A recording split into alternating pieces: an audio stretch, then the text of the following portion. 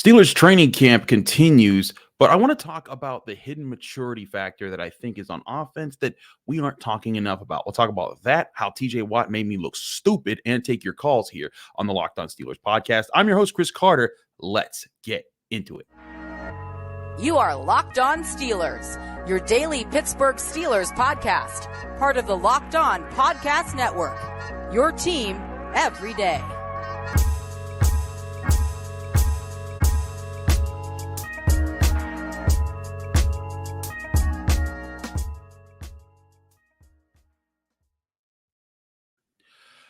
Hello and welcome to the Locked On Steelers podcast. I'm your host, Chris Carter, bringing you your daily dose of all things on the Pittsburgh Steelers. As always, you can find this show on your favorite podcasting apps and on YouTube. Like this video if you enjoy it. Subscribe to this YouTube channel to get all of your daily Monday through Friday episodes, as well as our bonus content. We thank you for making the Locked On Steelers podcast your first listen every day, because we're your team every day. And today's episode is brought to you by Underdog Fantasy. Visit UnderdogFantasy.com or find them in the App Store and sign up with promo code Locked On to get your first deposit doubled up to $100. More on that later.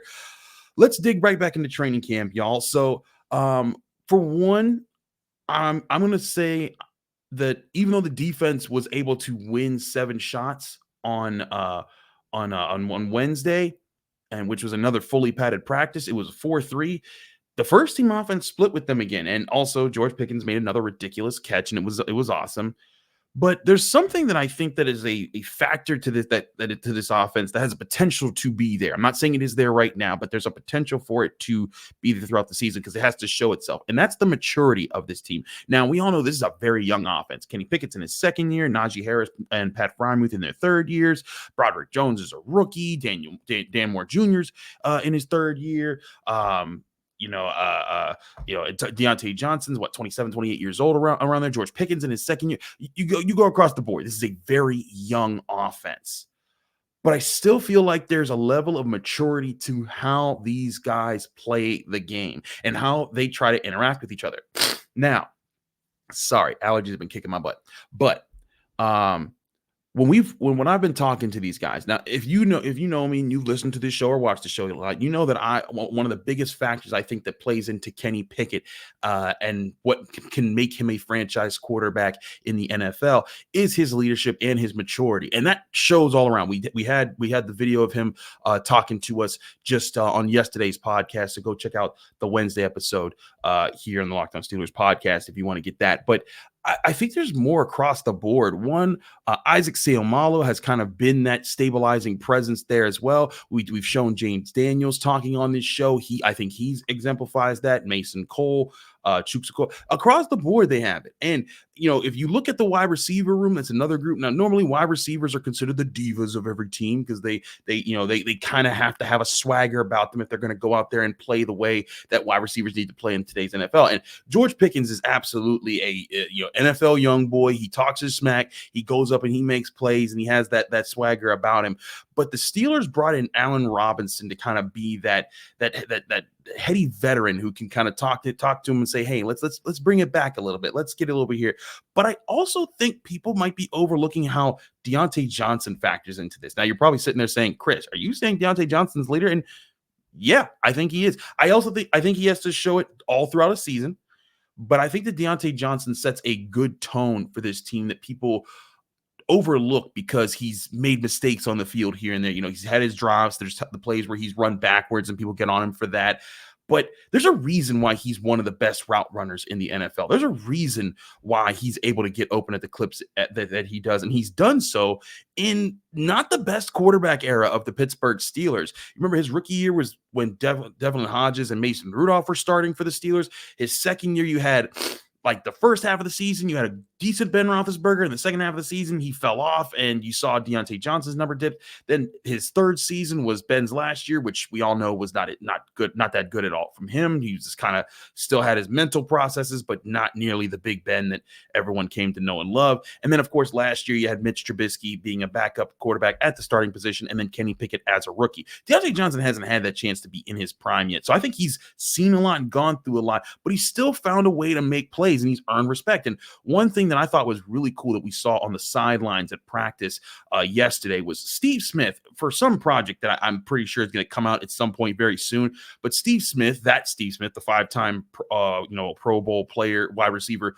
who was with the Panthers and the Ravens over the years and has talked a lot of trash to the Steelers over the years. He was kind of undercover as like a stick guy at the Steelers practice, and he was holding like the down marker on the sidelines in Steelers gear. So kind of like to be like inconspicuous, but you can't miss Steve Smith because you see that face and you're like, if you see this ugly face, that means I scored. Because so like I can't forget that face, as neither could anyone. But at one point, Steve Smith starts talking to Diontae Johnson. They probably talk like a good 15, 20 minutes. And then at one point you see Steve Smith helping him learn new tricks and Diontae Johnson sharing things with him. And I thought that was a really cool thing to watch. And you see the respect from those two guys. Diontae Johnson, I know a lot of people look at it and they don't see the numbers of Antonio Brown and things like that. And so they get on him real quick. But I think people overlook just who Diontae Johnson is and how much work he's had to put in to get as good as he's gotten. And again, in a time where he hasn't had all the best quarterback situations to work with the Pittsburgh Steelers. But here's a clip of Diontae Johnson talking, and you'll kind of get the maturity factor that I'm talking about, how he factors into this for the Steelers, as well as him talking about what his conversation was like with Steve Smith. Again, Diontae Johnson after Wednesday's practice at Steelers training camp. Somebody asked you about chatting with Steve Smith over on the sideline. What was it like just having him in practice, and did you watch him growing up as a receiver? Yeah, I watched him growing up a lot. I wish I got a chance to be on the field at the same time, just to see like how he moves around and does his thing out there and sees the defense.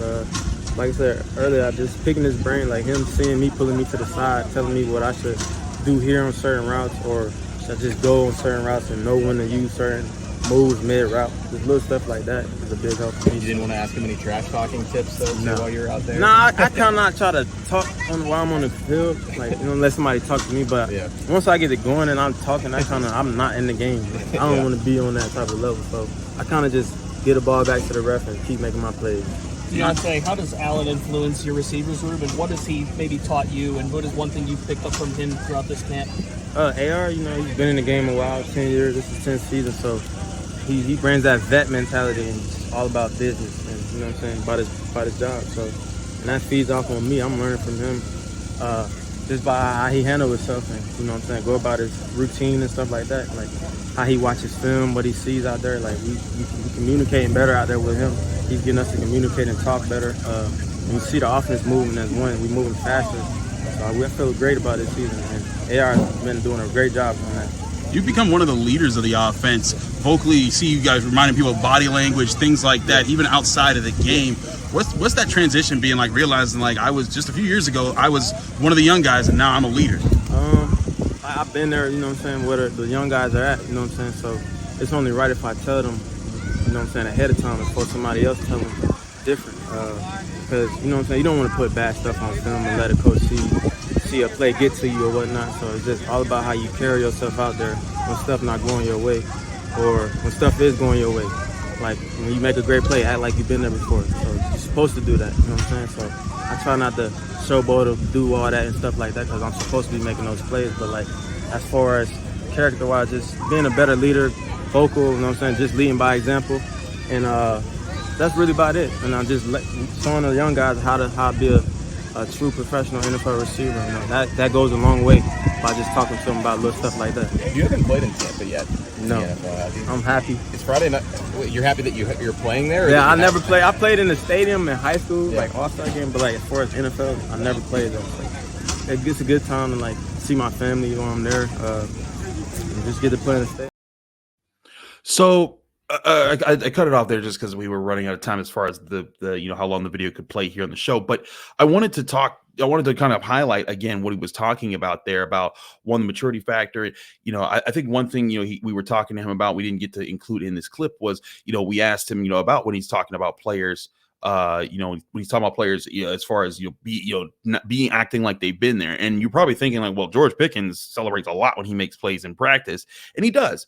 And Diontae Johnson says, yeah, you got to let him be him, but you also got to remind him that he can't cost the team. And that's the big thing there. And I think that that's where Diontae Johnson is he's also been finding that balance, because Diontae Johnson, like he said, he was just in the position of where a lot of his teammates were, where he was the young guy on the roster, and he had to learn. And so I think we're going to see a more experienced and tempered guy, Diontae Johnson, who's learned over the years what needs to be a leader and what you need to do for your teammates in those spots. I've literally seen him, like when Connor Heyward like fumbled a ball, like he would walk up to Connor Heyward and it's like, hey, head up, body language. Remember, carry yourself the right way. Or if someone made a big play, he'd be like, hey, bring it back. We need you in the huddle. Things like that. Those type of maturity things. I think that Diontae Johnson is helping right. And he's not like the biggest leader on the offense. I think it's across the board. Everyone kind of balances each other. And I think that could be a big factor for what can make this offense better and more mature moving forward. And we got to see it in games. It's still just practices. But that's something I didn't see a whole lot of last year when this offense was even younger than it is now. So all that being said, I think that's something that needs that Steelers fans should keep an eye out to see where the leadership comes from on offense and how they handle different situations all year. I got more thoughts on training camp as well as what I was saying about TJ Watt earlier, because I feel like a dolt after Wednesday with something I said, but I'll explain what's all behind that in a minute here on the Locked On Steelers podcast. I'm your host, Chris Carter. Stick with us. We got a lot to talk about, but before we do any of that, I want to remind you guys, this episode is sponsored by Underdog Fantasy and Best Ball Mania. August is here. You know what that means? It's the official start of fantasy football drafting month. You get championship ready for your home league by trying out Best Ball on Underdog Fantasy. All you do is one live snake draft. There's no waivers, no trades. Underdog sets your best lineup every single week. Trying out with Underdog's Best Ball Mania tournament, the largest fantasy football contest of all time, is back and even bigger with $15 million of total prizes up for grabs, including an absurd $3 million going to the winner.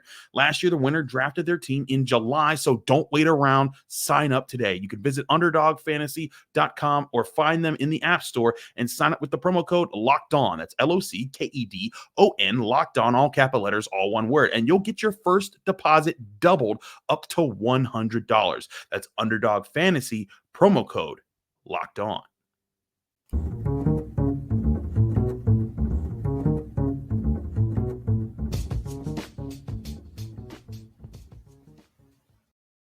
Back here on the Locked On Steelers podcast, I'm your host, Chris Carter. We're continuing our show here. I'm going to get back to training camp notes here now. As I said, the defense won 7 shots at the beginning of practice, but the offense, again, looked really good in the red zone.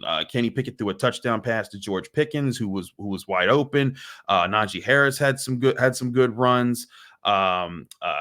Mitch Trubisky also looked really sharp. Darnell Washington had a really good catch in tight coverage. He also had a really good toe tapper in 7 shots. All in all, the offense was doing something. But I got to tell y'all about what happened with TJ Watt. Now, if you're a fan of all my work, when I say I'm at the Post-Gazette, I'm at Channel 11, I'm here, I do a lot of things here in Pittsburgh. If you're a fan, you know about the North Shore Drive podcast, which is a Monday, Wednesday, Friday show I do for the Post-Gazette. You can find it the same way you find this show on YouTube and all your podcasting apps. And I did a segment with Ray Fittipaldo, one of our Steelers beat writers there, where I asked about TJ Watt. And I was like, hey, man, I think he's fine. But, like, is he? Because we haven't seen him dominate training camp the normal way that we've seen TJ Watt dominate training camp. And it was something that I was like, I think he's still fine. But like normally in training camp, you see TJ Watt like bat like 20 passes, destroy everyone, and remind everyone he's still the best defensive player in the NFL. And we hadn't seen that much this training camp. Now, partially I was like, and we talked about this, Ray Fittipaldo. Go back and watch the Wednesday episode if you want to see the full context of this conversation. But I was like, maybe they're he's taking it easy because they're telling him, hey, we don't need your best right now. We need your best in the fall when the season's actually starting. And, that kind of plays into, they don't want him hurt leading into the season the way he was, the way Najee Harris was, the way Alex Highsmith was going into early last season. So I thought maybe all of that played into it. But I still put the thought out there. And I got to admit, I've had this thought for a little bit in the back of my head. I'm like, man, I'm not seeing TJ dominate practice the normal way I've seen him dominate practice. But I was like, I'm not going to say it. And I said it on the podcast for the Post-Gazette. And I don't know if TJ heard me, but there's a part of me that feels like he did, because that episode literally dropped like Wednesday morning. I get to practice Wednesday afternoon. And there's at one point when the Steelers are lining up for 11-on-11s, and TJ Watt, he's like looking in my direction. And I'm like, is he looking at me? I don't know. But I was like, that was weird. It was, and then everyone kind of breaks off and they get into their lineups and everything. And then TJ Watt proceeded to utterly destroy the Steelers' offensive line. I was like, okay, yeah, he's just been holding back or just taking it easy, not trying to exert himself and potentially hurt himself in training camp because he knows how to turn it on and turn it off because he is TJ Watt. And at one point, it was like he wrecked 3 plays in a row. And Mike Tomlin was like, can anyone just try to block TJ, please? And the whole crowd heard it and laughed. But that was TJ Watt. And in that moment, I was like, oh, I'm stupid. I dared believe that TJ Watt wasn't at 100%. I dared believe that he may not be good to go for this season. There's some lingering issue or injury or something. I apologize to the football gods for doubting TJ Watt. And I should have learned my lesson because everyone around the country that doesn't like TJ Watt doubts him all the time and says that Myles Garrett and random people are better than him. And I defend him a lot on the show. But in the midst of looking at training camp, maybe it's just the hot sun beating down on me. But I made the mistake of thinking oh, maybe there's something there that's not good with TJ Watt. No, he's very good and raring to go. So that was one of my big training camp notes for Wednesday was, TJ Watt absolutely was getting busy out there. But a few other things there. I think we saw more of Diontae Johnson. I think we're seeing more Diontae Johnson and George Pickens, and just the diversity of which Kenny Pickett is developing good connections across the board with players on offense, as far as throwing them the ball, knowing where they're going to be, timing, and how to work with things. I think that is building, and it's going to see that. Mike Tomlin also said you're going to see a good bit of Kenny Pickett in the first team offense in the first preseason game. We'll talk more about that on Friday with Jenna Harner, so that'll be a factor there as well. But other notes I made here, Isaiah Loudermilk continues to impress. I know I talked about this with Alan Saunders early in the week, but man, he's looking good, and they're moving him around. This defensive line is going to be tough to cut. I'm not sure who you want to give up right now. We talked about this with Alan Saunders, but man, Loudermilk, and he's filling into his frame. And this is part of what, if you remember way back when they drafted him, they traded up in the fifth to the back of the 5th round. I think it was in the 2020 draft when they got him, or no, 2021 draft, excuse me. But when they got him and they brought him in, Carl Dunbar was like, that we saw that frame and we were like, oh, we can use that frame. That can turn into something. And at first he didn't have the strength. He didn't have the explosiveness. But it seems like he's gotten it, and he's really being a game changer, at least in practice. We got to see him be a game changer in actual games first. But he's a guy that has really surprised me in training camp. I think that he's made some good statements there as far as how he's performed so far. Nate Herbig has been solid as a backup interior offensive lineman.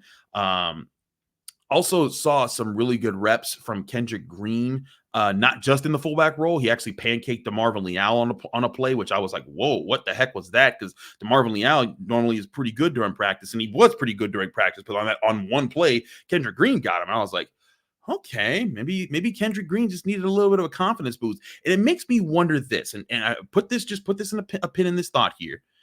What if this whole Kendrick Green playing fullback thing, it is a fun little experiment, but what if this was a way to shock him out of whatever funk he's been in since he joined the Steelers and be like, hey, this is fun. Because he seems to love it, and guys seem to love it, and they support him playing it. But what if this is a way of shocking whatever is in his brain that he's not been playing well, to say, hey, this is fun. Get into this. Get better at the things we need you to get better at. And now the Steelers are seeing him maybe be better as an interior offensive lineman. That's a very far out conspiracy theory on my part. But there could be something there that the coaches were trying to stir up at, whoever, has been doing that. But I think we've seen a little bit better of a Kendrick Green. I think a more mentally healthy Kendrick Green since he's been allowed to do a little bit more in the offense. Heck, he was working with the jugs machine and catching passes. The jugs machine is the machine where you put the football in, it just rockets at you. Don't do that if you're not ready for it, because it will hurt your hands if you're not sure about it. But he was catching them after practice, and you get the impression he's really ready to go to catch some passes and truck some people with his huge frame. So that's been interesting to kind of keep track of with the Steelers. But all in all, Wednesday was another fully padded practice where I think we saw the strength of the offensive line was certainly there, but the defensive line could still overtake it. I think it kind of confirmed that with with Cam Heyward, with TJ Watt, and even with guys like Larry Ogunjobi. I think that like some of the older vets, the Steelers might have been saying like, hey, don't overdo this right now. We need you to be healthy for the big games. I think that's something that's been going on. It's also apparent that like, we talked about training camp fights going in and how excited we were to see the training camp scraps and stuff like that. There haven't been any. And to me, that means that's been emphasized by the coaching staff for a reason. And maybe it's just because, you know what, the Steelers are like, look, like Mike Thomas said, he wants a goon squad. He wants mean, he wants nasty, but he doesn't want people to get hurt. And he doesn't want people to do stupid stuff in games.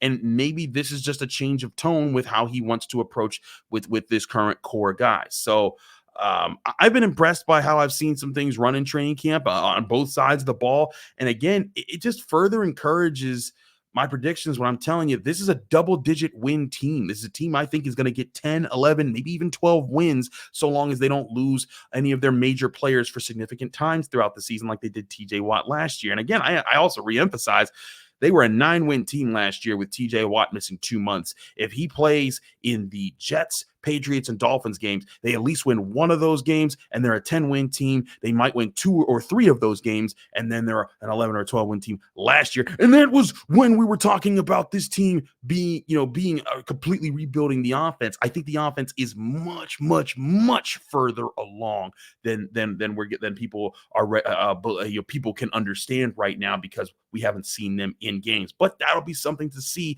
a first glimpse of against a live opponent Friday for Steelers preseason game. We'll preview that game with Jenna Harner for our Friday episode, so I'll leave it to that. But a lot of you have been giving us calls. We're going to try to answer as many as we can here, and then the ones we don't, we will keep answering as we continue on with the show here on the Locked On Steelers podcast. I'm your host, Chris Carter. Stick with us. We still got a lot more to talk about here on the show. We'll be right back.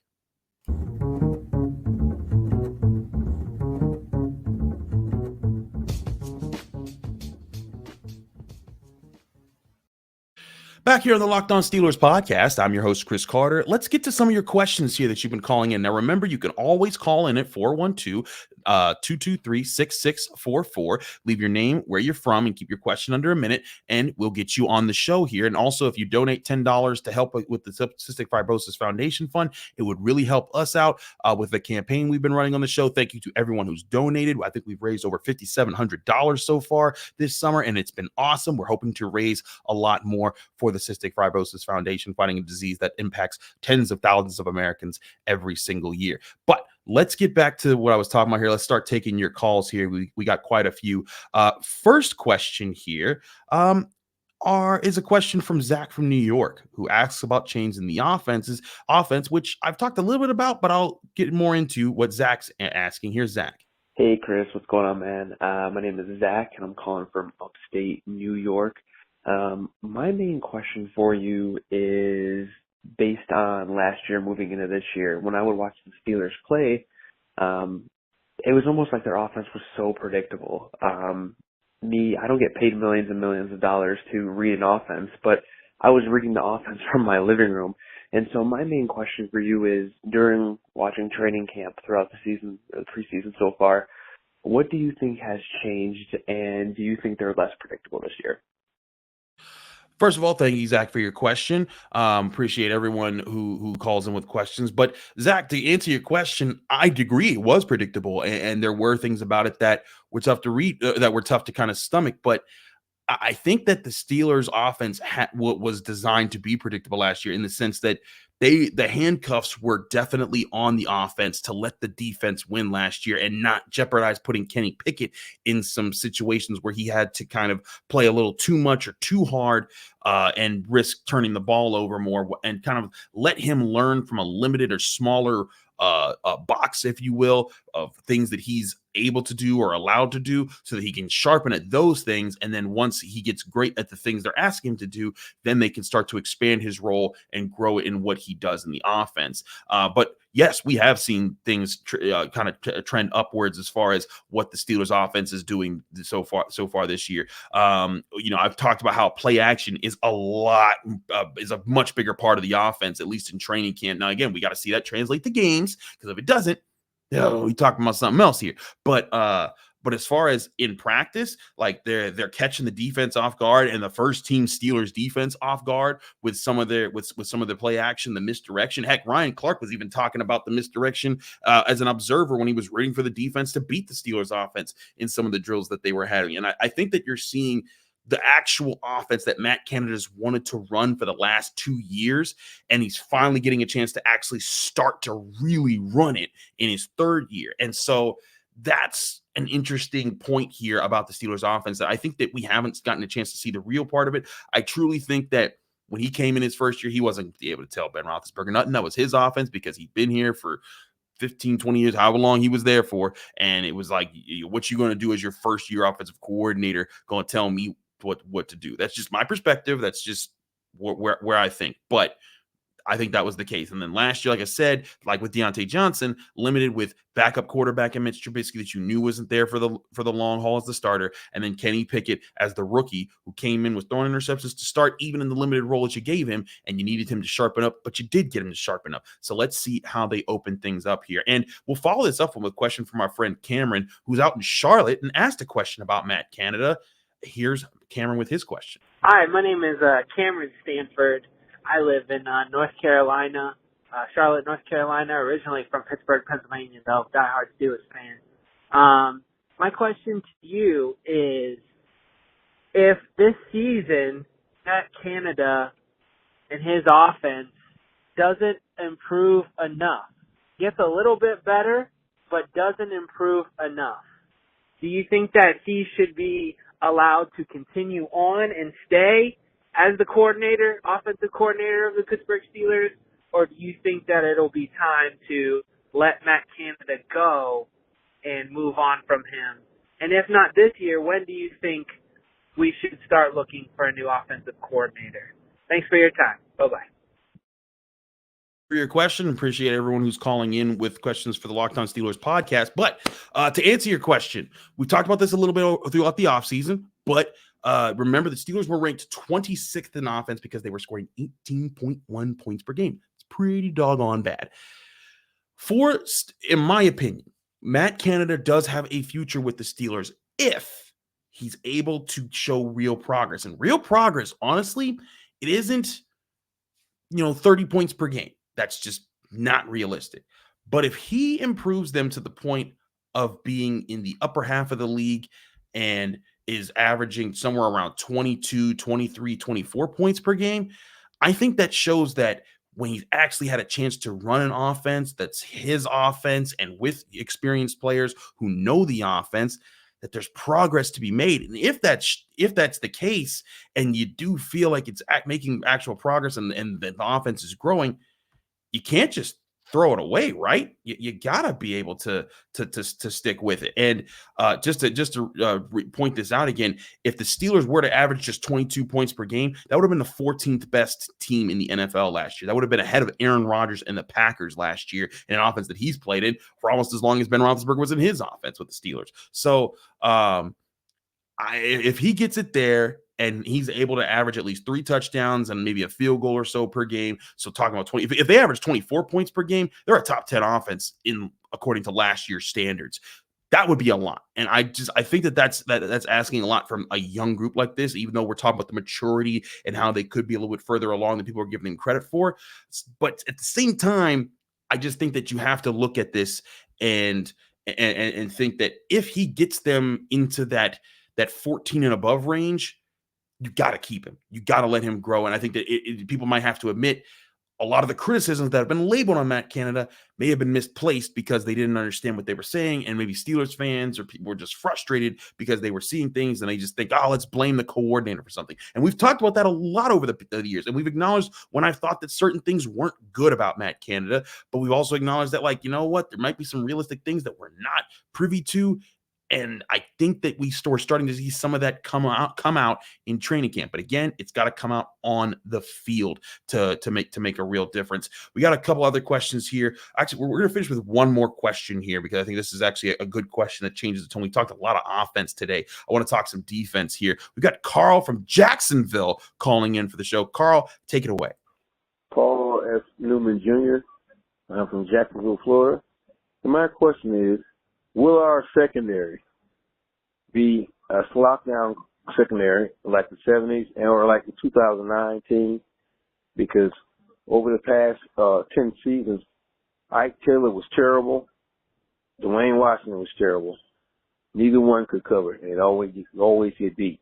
So that's my question. Will this year's secondary return to prominence? We need corners who can cover. Thank you. Thank you for your question. Appreciate you call for calling into the show and asking about this. And I kind of want to poke at this a little bit here, Carl, because realistically, the Steelers for a while of the 2010s, their corners were terrible. I mean, there's no denying that they were getting torched left and right. You could have called them the fry guys. You went really back with Dwayne Washington with the early 2000s. I mean, that's when I was a kid and starting to watch them, and that's where they were the fry guys, him and Chad Scott. I just remember like Terrell Owens torching those guys. But these are very different eras. So let's address a few things here step by step. One, you brought up Ike Taylor. Ike Taylor was a very good corner. I know that everyone remembers the Demaryius Thomas touchdown, and that was embarrassing, and how the Steelers got knocked out the playoffs in overtime and that really big play. But Ike Taylor shut down receivers for years for the Steelers. And not just any receivers. He shut down Chad Ochocinco.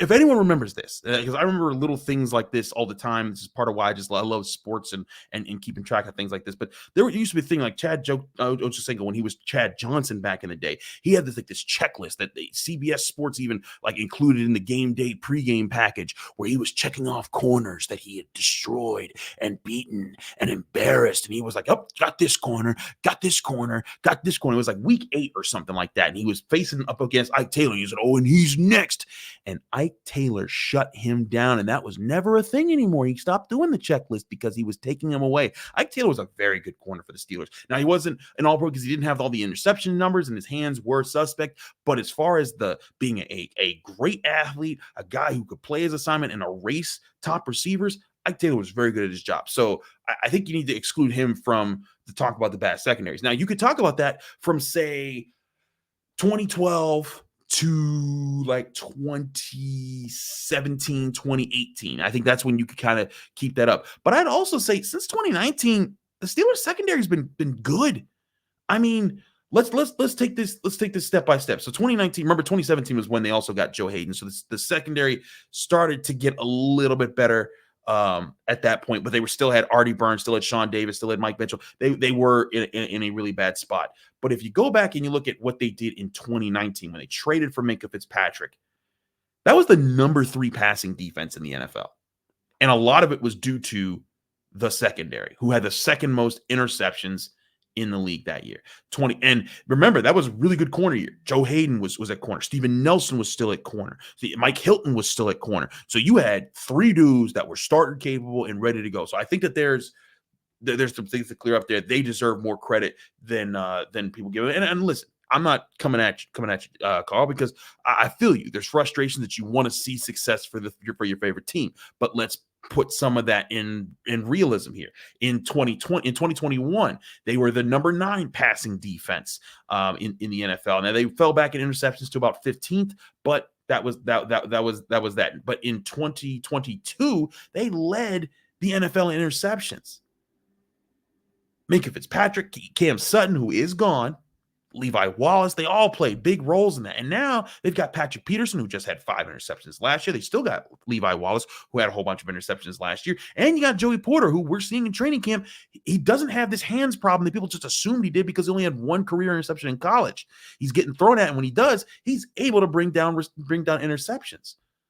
So we don't know for sure if the Steelers have lockdown corners for the future. I think Patrick Peterson is still a very good corner, and they're going to move him around a little bit. I think Levi Wallace is a very solid number 2 guy. I think Joey Porter Jr. is still growing in what he needs to do to be a consistent starter in the NFL, but he shows a lot of qualities that he can grow into being that number 1 shutdown corner and maybe become that guy. He still has a long way to go there, but we've seen flashes of really good play, really not so good play. He's been beaten, a lot in this camp. That's part of what happens with rookies. You want them to experience that, learn from that, and see how they bounce back. And I've seen Joey Porter Jr. bounce back a lot in training camp, never putting his head down, always bouncing back, and not letting the last play affect the next play. So all in all, Carl, to answer your question, I think that the Steelers secondary, I don't know if they'll be shut down. I don't know if they'll be the best in the league. But I think when you have Minkah Fitzpatrick, and don't sleep on Diontae KZ, he's been hurt in camp. He's been day-to-day for a little bit, but he's going to be an important role. Keanu Neal's going to be an important role. And watch out for this Kenny Robinson dude, man. He's been making plays in training camp. If he's your fourth safety, you can't be too mad at it. And there's still Trey Norwood who factors into there. Who's a really solid guy and knows where he's got to be. Miles Killebrew's an extra guy. They've got safeties on deck.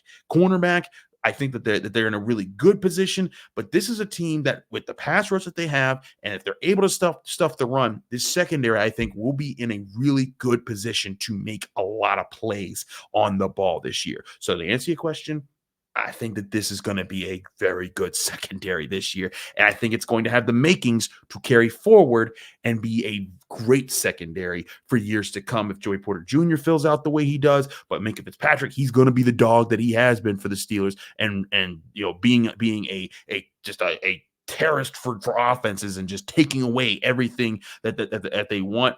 I think there's so much to offer for the Steelers secondary moving forward. So you'll probably see that sooner rather than later in the Steelers defense. But thank you everyone for your calls. There's more calls that we haven't gotten a chance to get to. We will try to get them to them as we continue on. But tomorrow, football is back, baby, for the Pittsburgh Steelers. We're going to get some previews in with Jenna Harner. She's going to be back with us as we preview Steelers Buccaneers, get you all the storylines and all the thoughts you need ready to go so that you're sitting there Friday night and enjoying it with every note that you could possibly have just to see what I see. And then we'll reconvene after that as well. We'll also have a bonus episode after the game where we talk about what we saw, how we feel about certain players and how they're moving forward in the season. Thanks again for tuning into the Locked On Steelers podcast. I'm your host, Chris Carter. Follow me on Twitter and Instagram at Carter Critiques. Read my work at the Pittsburgh Post-Gazette and check me out here daily, Monday through Friday on the Locked On Steelers podcast on your favorite podcasting apps and YouTube. Like this video if you enjoy it. Subscribe to this YouTube channel to get all of your daily Monday through Friday episodes as well as our bonus content like we will have